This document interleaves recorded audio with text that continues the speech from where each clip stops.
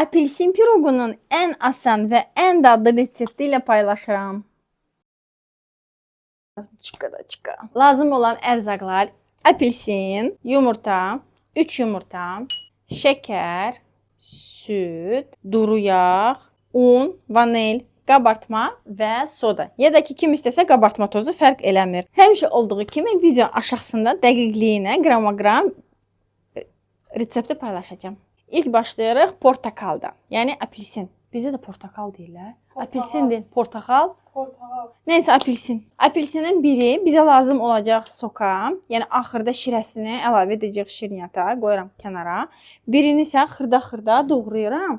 Qabıqla bir yerdə. Piroqun daha rəngli olması üçün mənim gizli ingrediyentimi bilmək istəyirsinizsə, videonun sonuna qədər izləyin. Apelsinləri xırdalayıram ki, blenderla əzəndə rahat olsun bizə. Qabığı ilə bir yerdə. Heç bir acılığı hiss olunmur apelsində. Bu videonu paylaşım etmişdim Instagramda və TikTok səhifəmdə. Bu dəfə də istədim sizlərlə paylaşım. Yəni suallar daha çox gəlirdi ki, yəni apelsinin qabığı ilə daha acı olur. Heç bir acılıq olmur. Bir dəfə hazırlayın, görəcəksiniz ki, necə super qəşəng dadlı apelsinlə piroq alınır. Bəs siz hansı meyvələrdən istifadə edirsiniz piroqları hazırlayanda? Çox maraqlıdır. İstərdim ki, kommentdə yazasınız. Baxın, bu şəkildə xırdaladım ki, pogrujnoy blenderlə belə əzəndə rahat olsun.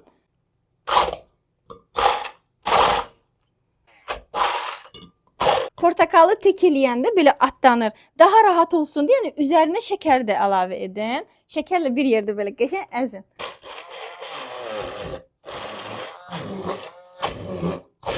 Yəni şəkərlə bir yerdə olanda suyun buraxır, yəni oca tullanmır da. İstəsəz ərzaqları hamısını əlavə edərək bu blenderla belə qatışdırın. Mən isə blenderla yox, bununla qatışdırıram. O daha rahat olur. Yəni istəyə görə. Baxın, püre şəklində bu şəkildə alındı. Yenə deyirəm, acılığı heç bilinmir apelsinin. İndi üzərinə bütün ingrediyentlərimizi bir-bir əlavə edirəm. Yumurtanı.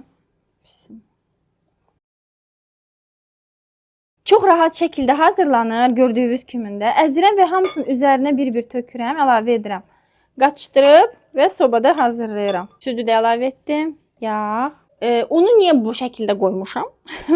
Sizə göstərmək üçün ki, yəni 200 qramlıq xrustal stakanlar yoxdur, hamının evində olduğu stakanlardan paylaşıram ki, yəni hamıya rahat olsun.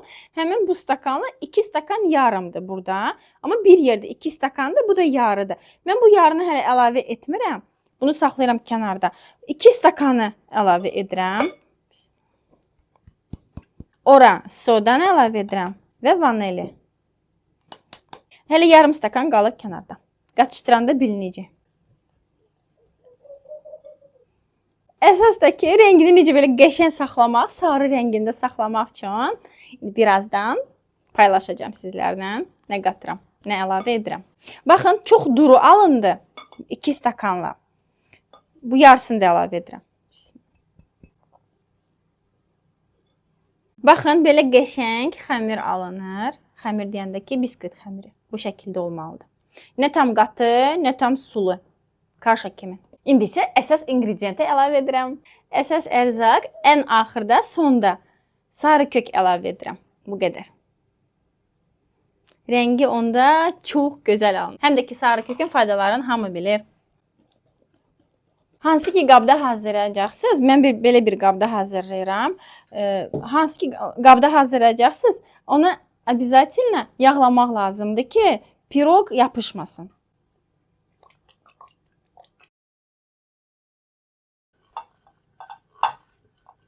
Hamısını tökürəm qaba.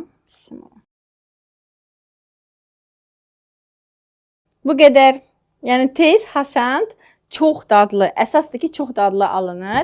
İndi də apelsin vaxtıdır. Hamının evində apelsin, yəni portakallar var. İnşallah siz də hazırlanın. 2 dənəsi bəs eləyir. İndi mən bunu aparıram sobaya. Sobanı da qabaqcadan da isti eləmişdim. 180 dərəcədə 30 dəqiqə hazır olur.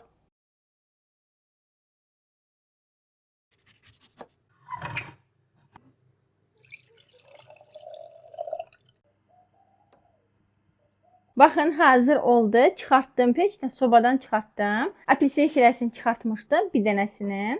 Və çıxardan kimin üzərinə tökürəm. İsti-isti. Belə qəşəng canına hopsun. 2-3 dəqiqə belə saxlayıram, əl vurmuram, çıxartmıram. O belə qəşəng hopsun. Evi elə qəşəng ətir bürüyüb ki, apelsinin də, portakalın ətri. Adam belə isti-isti yemək istəyir. Bütün ev düş.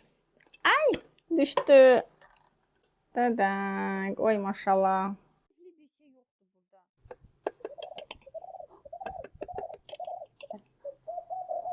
Hələ ip istidir, çox istidir də. Hələ soyusun. Yumuşaqdır. Siz də inşallah hazırlayanda unutmayın, sarı kök əlavə edin ki, bu cür qəşəng rəngi olsun.